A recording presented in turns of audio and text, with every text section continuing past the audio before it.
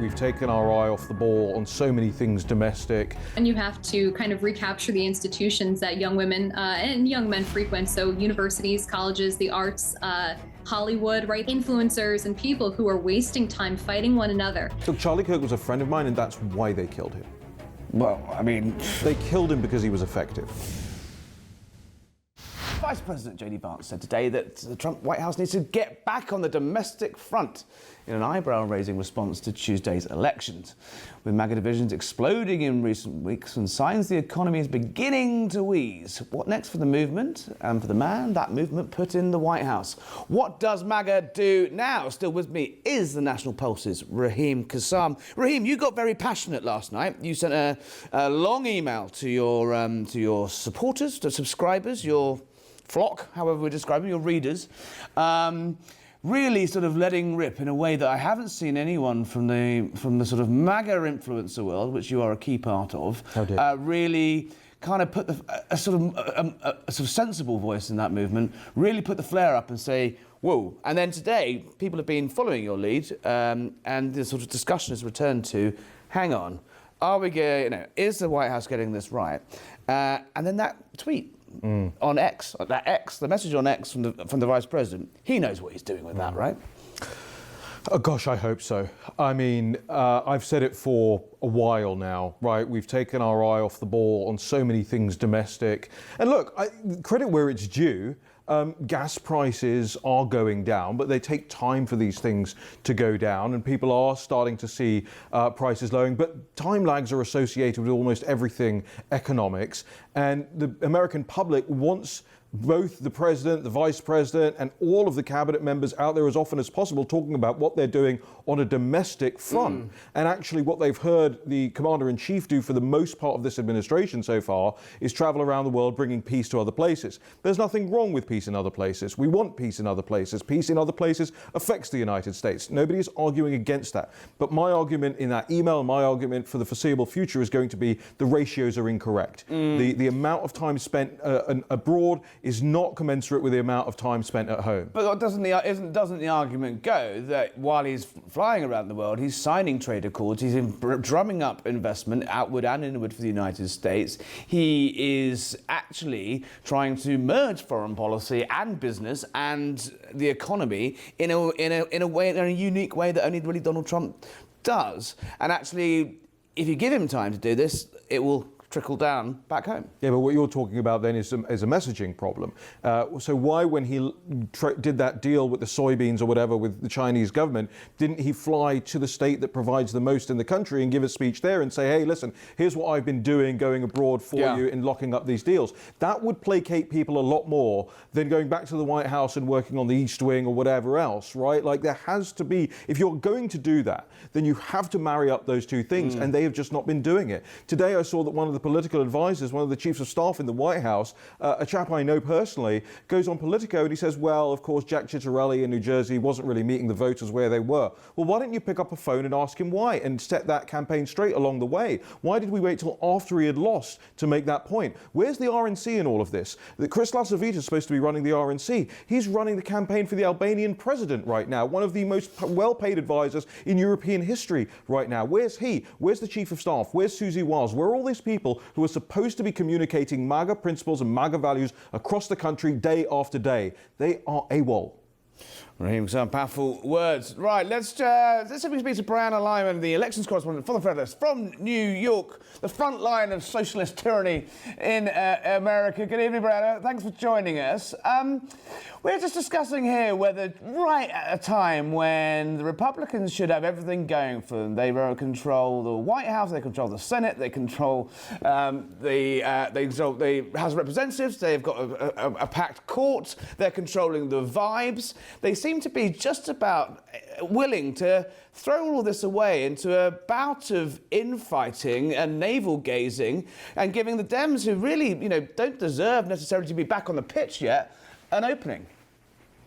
Yeah, I think a few points. First of all, is that Republicans are notoriously bad at turning out in off-year election cycles. It is true that when Donald Trump is not on the ballots, Republicans are low propensity voters. I mean, I was once a low propensity voter, so I know it very well. The other thing is Democrats outraised and they outspent in these races. Republicans were not putting nearly as much money or effort in as they probably could have if they wanted these elections to be closer. The last thing, and to the point that you guys were just discussing, is messaging. Raheem noted that gas prices are falling. So are egg prices. But you know who doesn't know that?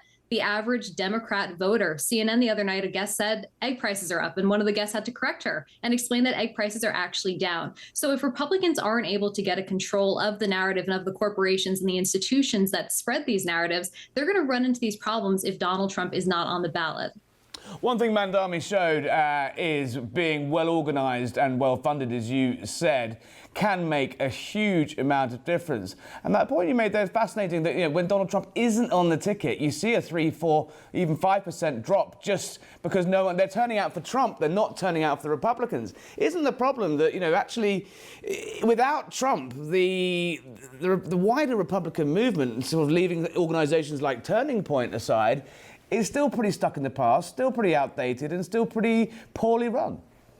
Oh, 100% agreed. One of the big issues for young men, right? 18 to 29 last year, they shifted, 24 points to the right. And this election cycle, a lot of young men actually turned out for the Democrats. And I don't think it's because they necessarily have the convictions that the Democratic candidates had, but I think it's because Democrats were talking about the one big thing that's still in everybody's mind, and that is affordability. And while President Trump may have instituted policies that are bringing prices down, one, messaging still isn't there, and two, things are still not feeling as good as they were his first term. And it's not because of his fault. He was handed a horrible, horrible 4-year sentence by the Biden administration that he's still working to rectify.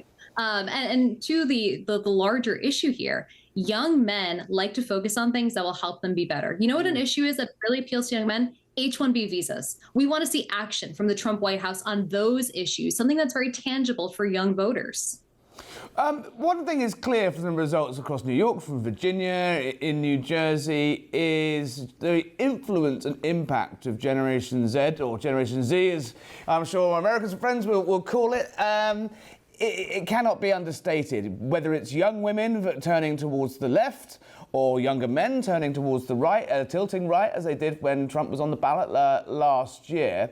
This is a highly politicised generation, and unlike previous generations of younger people, they are actually turning out. They're turning up, and they are willing to vote. How can the right maintain that grip on young men and make some serious headway into Generation Z women who seem to be more than willing to go down the route of Mandami? Yeah, I think it's twofold. I think one, you have to kind of recapture the institutions that young women and young men frequent. So universities, colleges, the arts, Hollywood, right? These are where a lot of young women are developing their tastes, their political thought ideology. And conservatives just don't really have a loud enough voice there. Charlie Kirk was breaking that barrier. He was targeting young men. Who knows if he would have been able to get through to young women? I believe he would have been. The other thing I note is Republicans have been very reluctant to jump on social media. But who you do see on social media is Cizo Ron Mamdani. You see AOC. And when you hear a 15, 20-second soundbite from either one of them saying, no one should go hungry, people should be able to get health care, that resonates with the average apolitical American. They don't realize what's underpinning those policy positions. They just say, yeah, no one should go hungry. So I think it's up to Republicans to also get into these spaces as well and take control of that narrative on these key issues. How big an impact do you believe these sort of rows on the right have had in the last few weeks had on these elections, or is it still pretty contained to the heads and the people, hyper online and hyper engaged in this? Obviously, the right-wing think tank world has had a bit of an explosion post Tucker Carlson's interview with Nick Fuentes and the sort of various sort of tap dancing around that. Did it have any impact at all, or is it actually one, really for the partisans?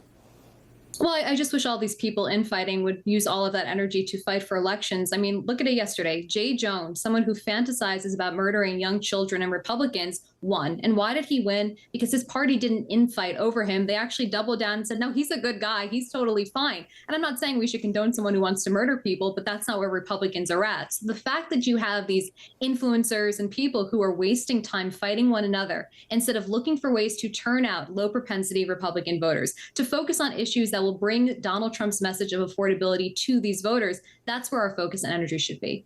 One hyper-liberal city and two blue states, does not a summer make, to butcher some sort of metaphor there. But how much attention should we be paying to this in the run-up to the midterms? How big a warning sign is this for the administration, in your view? Final question. Yeah, I'm a little skeptical. I think in 2021, when Glenn Youngkin won in Virginia, I think a lot of us thought that that would be a prelude to a big red wave in 2022. And that red wave never actually materialized. It was more of a red drip. So I'm kind of hoping that this will be the case for next year. The only race that did concern me was the Virginia House of Delegates. Democrats picked up almost a dozen seats. They now control 4 out of 100 seats. They're going to use that newfound power to redistrict. And if Republicans in Kansas and Ohio and Indiana aren't ready to play ball, we're going to lose next year. Brianna Lyman in New York, good luck with your new mayor-elect. Thank you for joining us and coming and see us soon. Fascinating there, Raheem. I mean, I want to pick you up on that point as well, as we sort of briefly discussed at the top.